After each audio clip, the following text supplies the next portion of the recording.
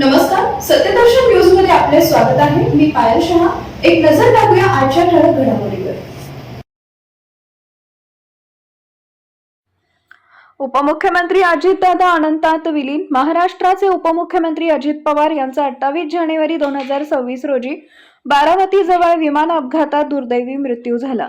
या अपघातात त्यांच्यासोबत इतर 4 व्यक्तींचेही प्राण गेले. दादांच्या अकस्मात निधनामुळे महाराष्ट्रावर शोककळा पसरली असून 3 दिवस राज्यात दुखवटा घोषित करण्यात आला आहे. अजितदादांना अखेरचा निरोप देण्यासाठी राज्याच्या कानाकोपऱ्यातून बारामती नागरिक आले होते. दादांच्या जाण्यावर सर्व पक्षांच्या वरिष्ठ नेत्यांनी दुःख व्यक्त केले. दादांच्या अकाली निधनानं त्यांच्या नेतृत्वाखालील राजकारण आणि सार्वजनिक सेवेची आठवण सर्वत्र केली जाते आहे. त्यांच्या निधनामुळे महाराष्ट्रातील प्रत्येक सामान्य ते सामान्य नागरिक आक्रोश व्यक्त करतोय.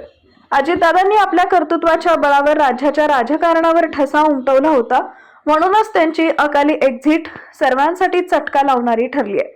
अजित पवार नावाचं नेतृत्व अनंतात विलीन झालंय. एक कुशल नेता आपल्यातून अकाली निधून गेलाय.